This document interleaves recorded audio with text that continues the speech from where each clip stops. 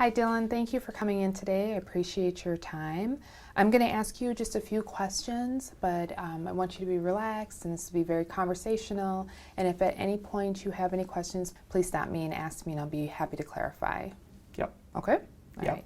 I set the stage with all of my interviews just so they know what to expect, what the cadence is going to be, how I like to kind of run the interview, but then also just so that they feel comfortable asking questions. You know, interviews are very nerve-wracking for everyone. As much as I can be calm in an interview, the better that person is going to shine. So I try and do that with all of my interviews because interviews are very stressful. It's not a natural thing. And so the more relaxed I can make the person, the better then they will perform in an interview. Just a slower process would help me just get answers easier out, give answers out easier in a much detailed manner.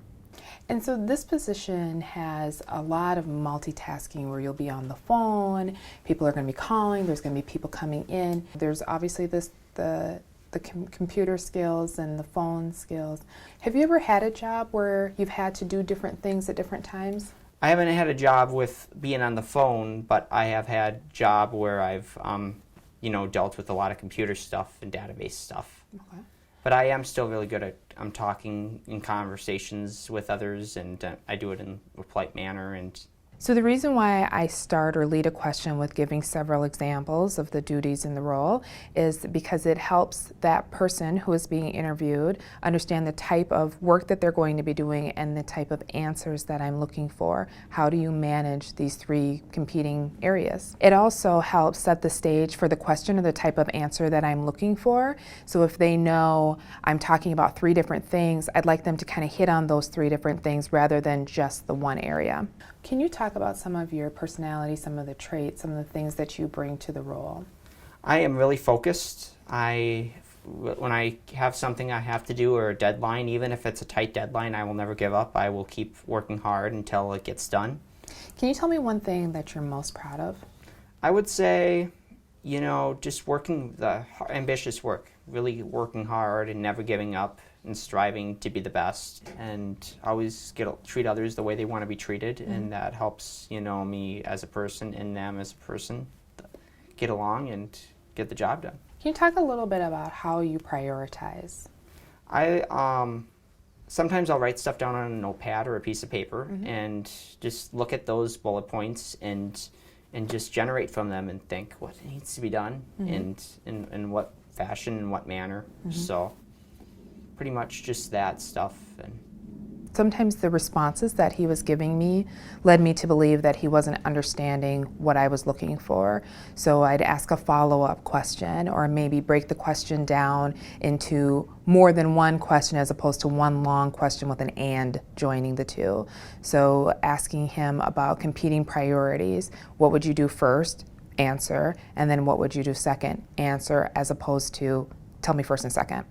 So every day we have a report that comes out at noon, and it takes about 4 hours to get the job done to produce the information that needs to go into that. Yeah. And so it comes out at noon, but it has to be completed by 4.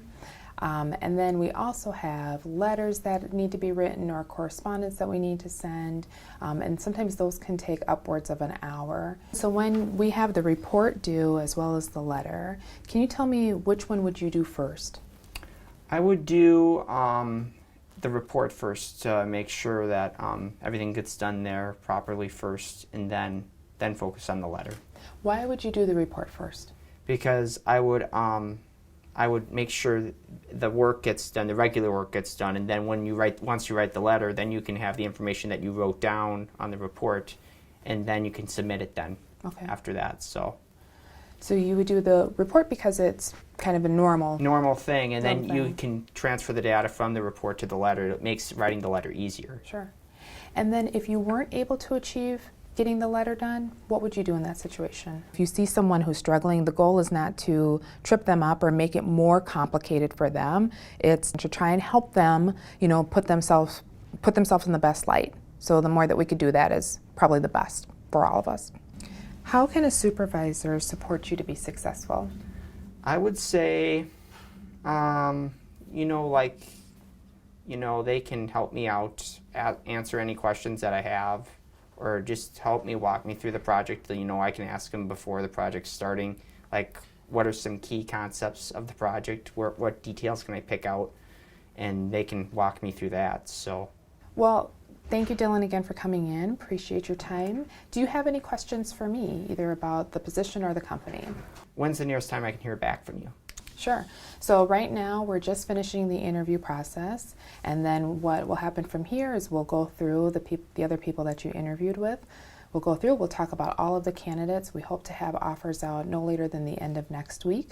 But if you have any questions in the interim or you want to check in, you have my phone number, so please feel free to give me a call. All right, Okay? perfect. Thank you. Alrighty, thank you very much.